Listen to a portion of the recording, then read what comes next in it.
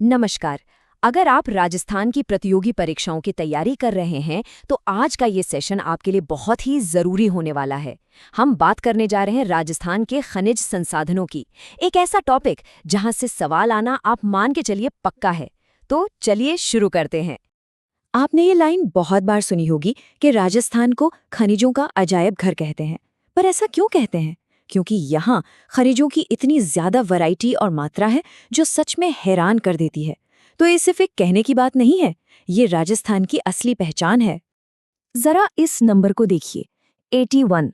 राजस्थान में लगभग 81 अलग-अलग तरह के खनिज पाए जाते हैं। मतलब सोचिए कितनी बड़ी रेंज है। और इनमें से भी करीब 57-58 मिनरल्स तो ऐसे हैं जिनका बाकायदा खनन भी हो रहा है। और देखिए, बात सिर्फ वैरायटी की नहीं है, प्रोडक्शन में भी राजस्थान देश में नंबर 1 है। चांदी हो, जिप्सम हो या रॉक फॉस्फेट, इन जैसे कई इंपॉर्टेंट मिनरल्स के उत्पादन में राजस्थान पूरे भारत में पहले नंबर पर आता है। ये फैक्ट तो एग्जाम्स में सीधा सीधा पूछ लिया जाता है। खनिजों का असर सिर्फ जमीन के नीचे तक नहीं है, राज्य की इकोनॉमी में भी इसका बहुत बड़ा हाथ है।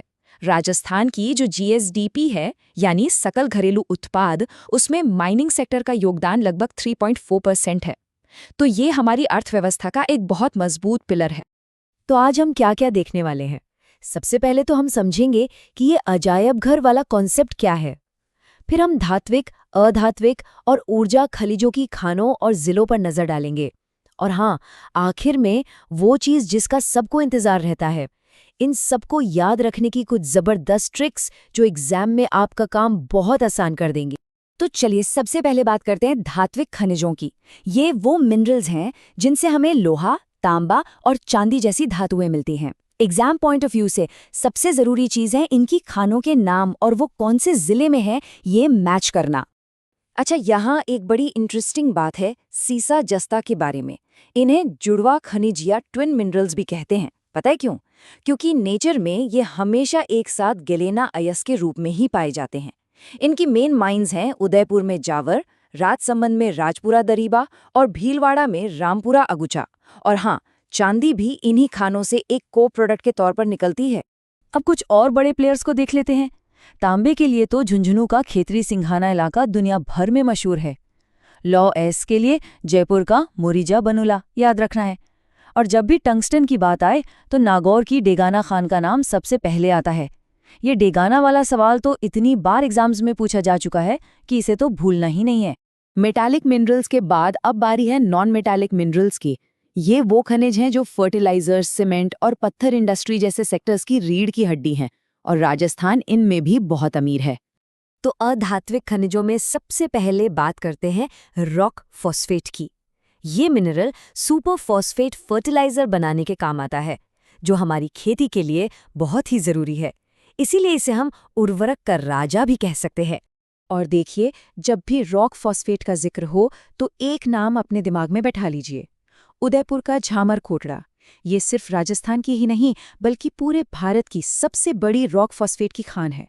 ये एक ऐसा फैक्ट है जो एग्जामिनर्स का फेवरेट क्वेश्चन है। दूसरे इंपॉर्टेंट नॉन मेटालिक मिनरल्स की बात करें तो जिप्सम के लिए बीकानेर का जामसर और नागौर का गोट मांगलोद फेमस है। अभ्रक के प्रोडक्शन के कारण भीलवाड़ा को तो अभ्रक नगरी के नाम से ही जाना जाता है। और संगमरमर की तो क्या ही बात है। मकराना का सफेद संगमरमर और भैंसलाना का काला संगमरमर, ये तो अपनी पहचान खुद बताते हैं। अब हम बात करेंगे ऊर्जा खनिजों की। देखिए, राजस्थान आज सिर्फ पत्थर और धातुओं के लिए ही नहीं जाना जाता, बल्कि ये एनर्जी प्रोडक्शन के एक बड़े हब के तौर पर भी उभर रहा है, जो हमारे स्टेट के फ्यूचर के लिए बहुत अहम है। राजस्थान में लिग्नाइट कोयले के बहुत बड़े भंडार बीकानेर के पलाना और बाड़मेर के कपूड़ी जालिपा में मिलते हैं। पेट्रोलियम के लिए तो बाड़मेर सांचौर बेसिन एक क्रांति जैसा है, जहां मंगला ऑयल फील्ड मौजूद है। और नेचुरल गैस के लिए जैसलमेर के घोटारू और तनोट जैसे इलाके बहुत प्रमुख हैं। तो हमने इतने सारे खनिज देखे, उनकी खानें देखी, जिले देखे, दिमाग थोड़ा घूम गया ना? अब सबसे बड़ा सवाल ये है कि एग्जाम के लिए इन सबको याद कैसे रखा जाए। तो चलिए अब आते हैं इस सेशन के सबसे मजेदार और काम के हिस्से पर। ये सवाल हर उस एस्पिरेंट के मन में आता है जो तैयारी कर रहा है। इतने सारे नाम हैं, इतने सारे जिले, कंफ्यूजन होना तो नॉर्मल है। लेकिन घबराइए नहीं, इसका भी एक बहुत बढ़िया सोल्यूशन है। तो तांबे के लिए हमारी पहली ट्रिक है, बस एक सिंपल सी लाइन याद रखनी है, खेत में तांबा खो गया। ये सुनने में जितनी आसान है उतनी ही काम की भी है। अब देखिए ये जादू काम कैसे करता है। इस लाइन में खेत से बन गया खेतड़ी सिंघाना जो झुंझुनू में है, और खो से बन गया खो दरीबा जो अलवर में है। बस एक ही वाक्य से तांबे के 2 सबसे जरूरी क्षेत्र याद हो गए, है ना कमाल। चलिए अब हमारे जुड़वा खनिजों यानी सीसा जस्ता की बारी। इसके लिए वाक्य है राजा की जस्ता की कार। आइए इसे भी डिकोड करते हैं।